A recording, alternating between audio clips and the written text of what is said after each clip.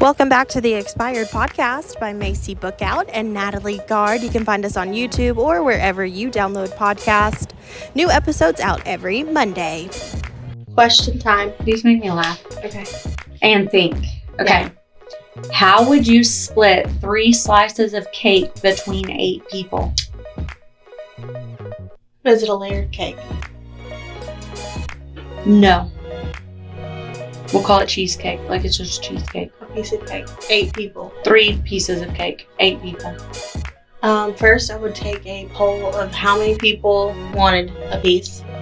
Yes. Hopefully 2 of them wouldn't. Or want a smaller piece. Yeah. And then cut accordingly. Yes. Yes. Yes. And then who's willing to volunteer to be like, if everyone wants some? Or a big piece to be like, I'll take a smaller piece. That's fine. Yeah. Yeah. Solid. Me too. Same. Yeah. Yay. That's funny. I'm like, well, first of all, I would just take a piece and let everybody else figure it out. Yes. No, I wouldn't be able to do that. I'm the type that wouldn't have a piece. Yeah. So everyone else can have some. Yeah. Yeah.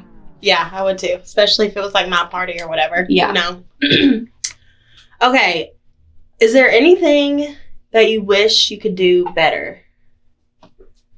Sing. Sing? Mm-hmm. You wish you could sing? I mean, I know I can sing a little bit, but not any, like I'm not going to be singing the national anthem or, you know, trying to sing for anybody unless it's like karaoke. Okay. That's a good one. Yeah, that. I think mine would be patience. I wish I was more patient. Oh, hell yeah, me too. Tauruses are supposed to be notorious for being patient. You're that's like, the one thing I got wrong because I am not patient. No, I wish I was. I have a lot of patience in certain. I feel like I have a lot of patience for other people. Yeah. But none for myself. Yeah. We tend to. Well, you tend to put yourself last. Moms do that. Yeah. Yeah. Definitely. So. Okay. Why aren't manhole covers square? Because then they wouldn't be called manhole. I don't know. Do you know what a manhole is? Yeah, it's like one of those, like in downtown Chattanooga, like when you're, but those are square, so they're the ones on like the road and stuff that are like the sewer opening. Oh. And they're all round. Oh, I know what you're saying. Yeah, because I had to Google this to make sure. I was like, I think I know what a manhole is. But I need to Google it to make sure. Yeah. I can only speculate, kind of guess why they're round and not square, but.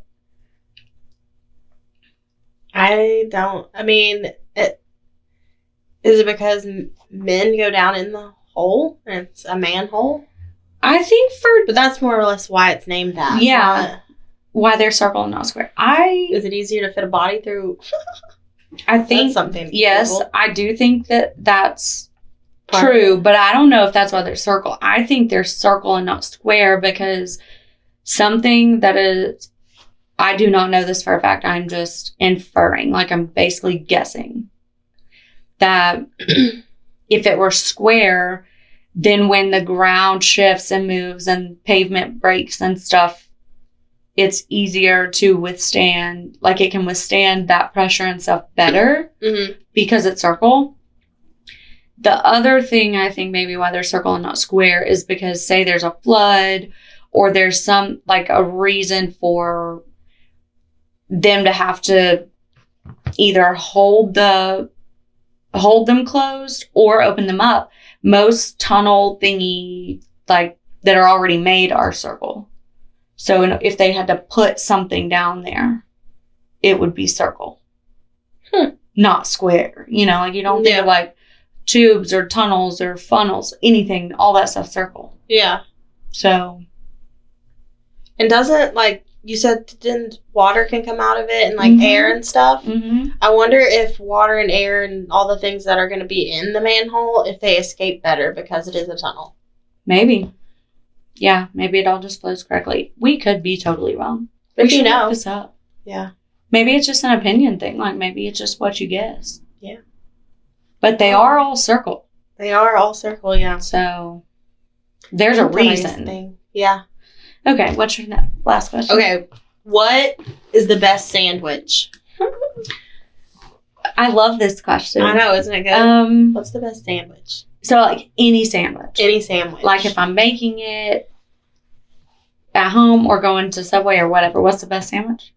Yeah. It's a hard one, right? There's factors here. Like, it depends on if I have been out in the sun all day, like at the pool or on the beach or on a boat, and I come back to the house and I'm hungry, like, the best sandwich is definitely going to be ham, cheese, tomato, which is weird because I normally don't eat tomato on my sandwiches, and mayonnaise and or mustard, but just a little bit of that. Mm-hmm. And then Doritos. You have to have Doritos. Mm-hmm. Like, on it. Mm-hmm. But I also appreciate a good peanut butter and jelly sandwich. Yeah. If I was making it at home, that's what it would be, a peanut butter and jelly sandwich. But if I was going somewhere, like Subway, a pub sub. What's a pub sub? Publix subs. Publix Deli is the we call them pub subs. Their stuff's so I know. good. Our favorite thing to do is go get pub subs, a bag of chips at the beach. No, that sounds glorious right now. No, my Subway sandwich, my friends will forever tell you, like, I have the strangest Subways. Oh! There's a gnat. I feel like Pigpen. No. The strangest Subway sandwich order, but I've had it, like, my entire life. Okay, what is it? So, Italian herbs and cheese, ham, pepper jack cheese with marinara sauce, like the meatball sauce, just no meatballs, and then lettuce, onions, spinach, bell peppers, Parmesan cheese, oregano, salt and pepper, and oil and vinegar. So, like, my mouth is watering right now. An Italian ham sandwich. Yeah, with no meatballs, basically. Yeah. And, like, all veggies except for cucumbers and olives and tomatoes. Yeah. So, yum. Yeah. I like the chicken teriyaki, sweet onion chicken teriyaki from Subway. A lot of people get that. Oh, it's so good. It freaks me out that meat's, like, pre-made, though. Oh, I don't care. Ugh, it scares me. Or I like turkey sandwiches. Like turkey cheese. But I'm a plain person. Like, I would, if I went and got turkey cheese, it would just be turkey and cheese. Oh, I'll eat, like, spinach and bell peppers and stuff on it, but I think I like the crunch. Yeah. I just like the texture of the veggies. I mean, I like the way they taste too, but yeah, I love spinach. Like, I go through I do love like the box of spinach, like 2 of those a week. Yeah, wow. Ramen noodles. Ramen noodles. I say ramen too. I don't use the seasoning pack. Okay, just the noodles. Ramen noodles in chicken broth, not water, in the microwave, with sauteed spinach and onions and soy sauce and sriracha sauce. Oh.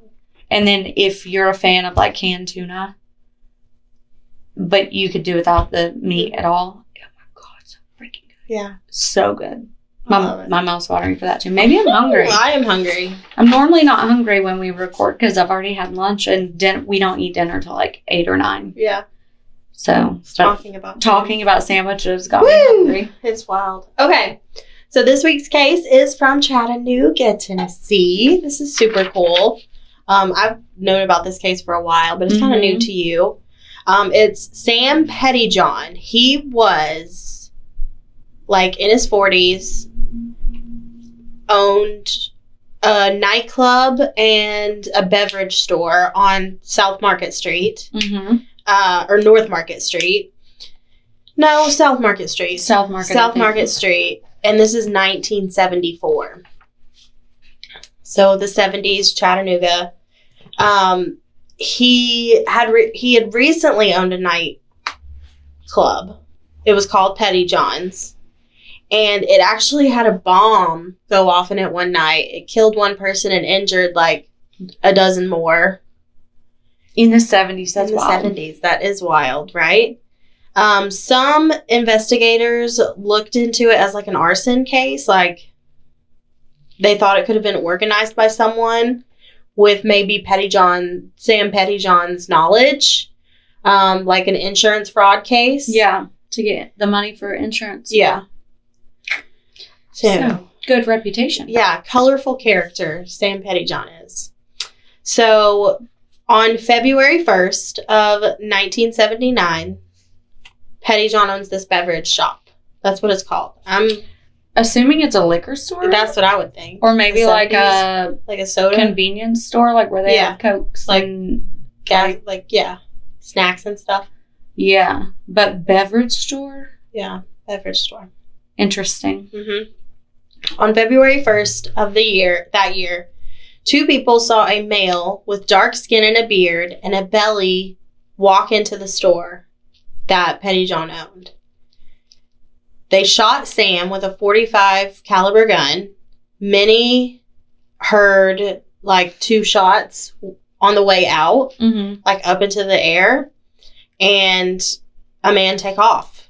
Almost like they were shooting in the air to keep people from looking. Yeah, or coming over. Yeah, okay.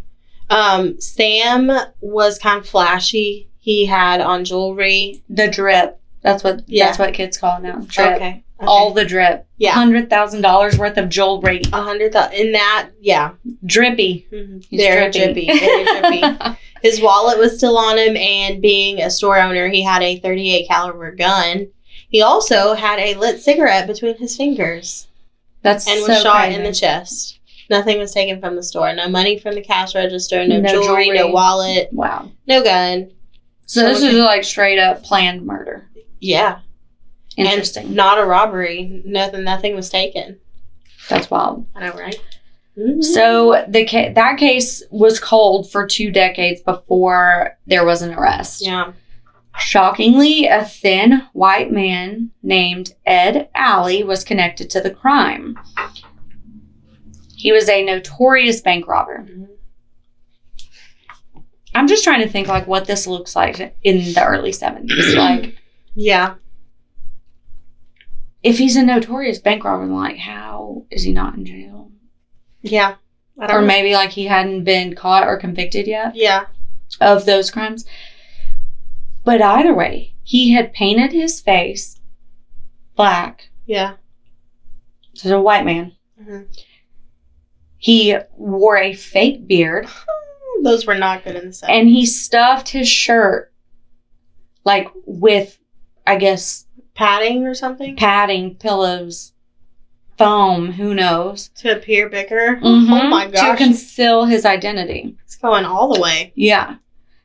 He was paid to kill Sam by none other than the Governor Ray Blanton. Oh. The governor at the time.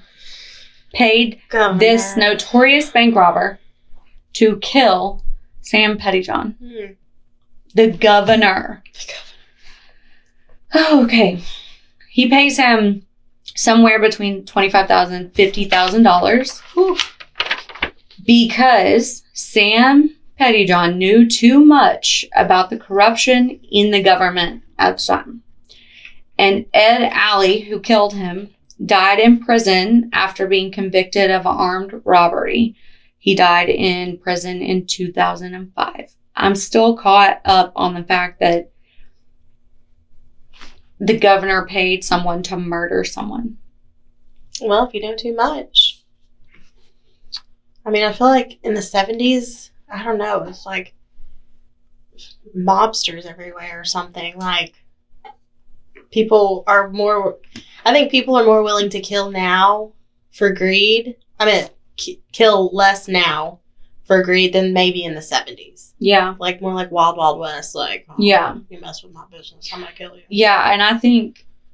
and it was easier to get away. Yeah, and more people wanted control over areas and neighborhoods and stuff. Like, from a standpoint of, like, just because there could be a mayor...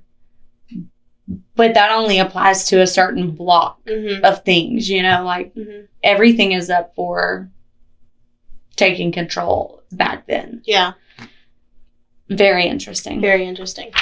So the FBI started to investigate Governor Ray Blanton.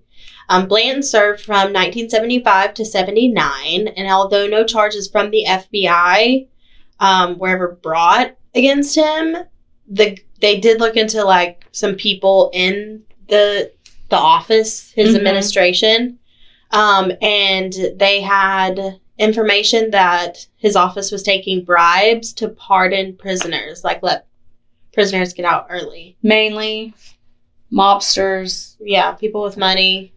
Organized crime. Yeah. People. Yep.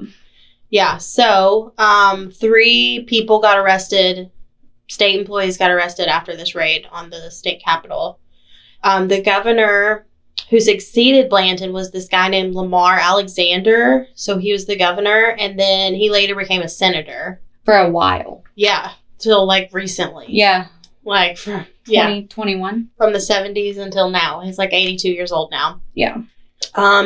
He was actually inaugurated to be governor, the Lamar Alexander guy, 3 days before Sam Pettyjohn's murder on January 17th of 1979. And the murder happened February 1st.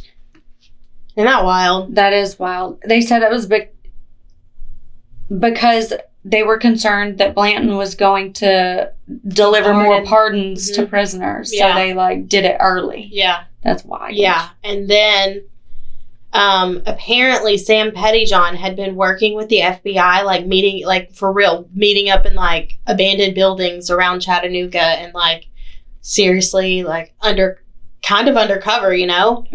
He did provide them with a list of names of people who got money to pay Blanton's administration. And according to the DA at the time, Neil Pinkston, he said that 5 others had worked with the FBI on this whole Blanton situation and either were murdered or committed suicide. 5 others. Holy moly. Yeah. That's not including Sam. Yeah, so he makes 6. Yeah. Wow. Isn't that wild? And it just gets wilder. I want to know who this Blanton guy is. Like, I want to know who his family is. I want to know who his grandchildren or great-grandchildren are because they're probably our age. Yeah, where they are. Okay, so Sam Pettyjohn, our victim, was known as a very colorful man in Chattanooga. I presume he had a very lively aura about him and just kind of was like into everything, knew everybody, kind of probably did whatever he wanted. But he was good friends with Jimmy Hoffa. I was like, if you live in Chattanooga, literally, I read this and I was like, oh my God, he was friends with that guy? Like, how? That, I know it sounds crazy, but that's so cool. Just like watching all the mob movies and shows and stuff. Like, Jimmy Hoffa is a big deal. Yeah.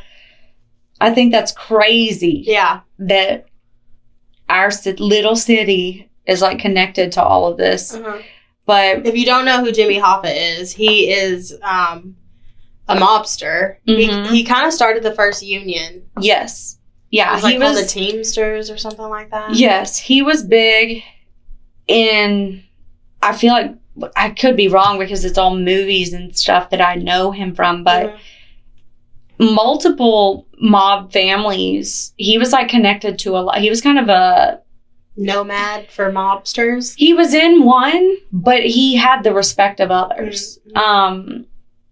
But he also carried himself for the public in a very solid way as well. So, like, he was hard to dislike. Yeah. From charming. Yes, from what I've gathered. So he actually stood trial. Jimmy Hoffa did. He stood trial for jury tampering in a federal courtroom in Chattanooga. That's so cool. It's wild. Yeah. He was a mobster who started the first union. He started Teamsters Union for factory workers. Jimmy was good friends with Al Capone. Another big mobster. If not the biggest. Yeah. The gangster who received notoriety during the Prohibition. So that makes sense of why they might have been very involved in Chattanooga because of the mountains and the country and moonshine. So. And it's the death of a beverage store owner. Right. Like. Makes a lot of sense. Al was moved into the Reed House, which is a hotel in downtown Chattanooga, during his trial. He was put into room 311. We'll get there later why room 311 is so it's iconic. famous. Yeah. But being in the heart of Chattanooga, the Reed House has come into contact with many familiar faces. And among those guests that stayed at the Reed House, Oprah Winfrey, Gary Cooper, Winston Churchill. What? Yep. And one of the more well-known, the notorious Al Capone. Capone stayed in the Reed House a short time during his federal trial in the early 1930s, and custom iron bars were added to the window in the room that Capone resided in room 311. Oh my gosh. Yeah. Could you imagine? That would obviously never happen today, but That's wild. I know, it's not like, I told you this was going to be a Chattanooga history case. Yeah, this is nuts. Yeah. So, if you don't... I can't wait to, I've been talking, Taylor's like, what case are y'all doing? And I'm like, I'm not telling you yet. I've told him it was Sam Pettyjohn, but he has no clue. Mm-hmm. He's not going to go Google it, I cannot wait to finally just, let him know all the things, because he's going to be like, Jimmy Hoffa, what? Yeah, it's crazy.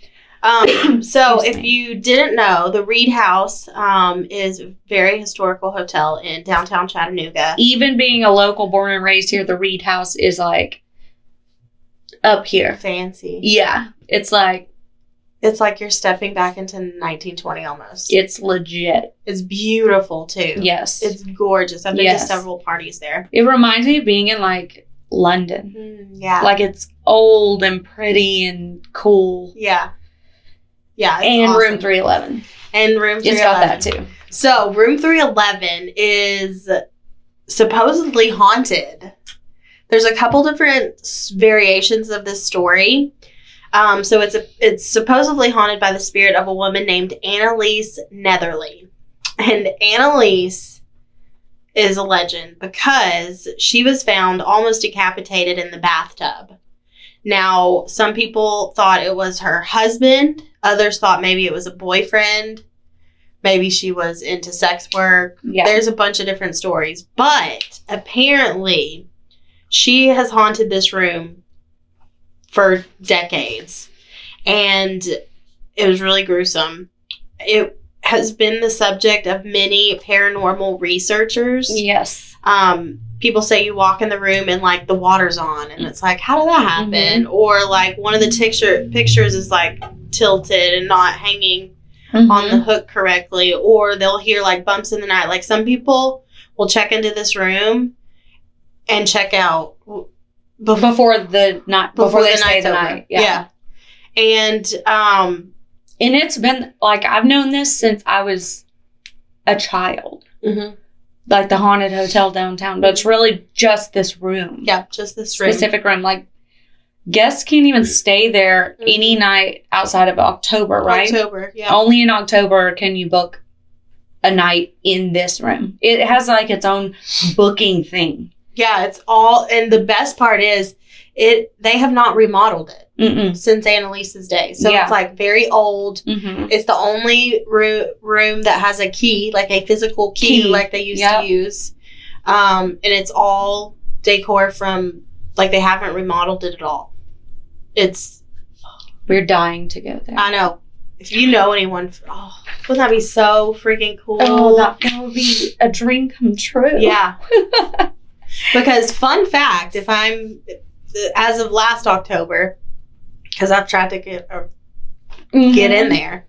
So they only rent out the room in October. Each night is $666. Creepy. And then on Halloween night, if you want to stay there Halloween night, they flip the numbers and it's $999. Woo! Isn't that spooky? We should start a GoFundMe so we could stay there Halloween night. Yes.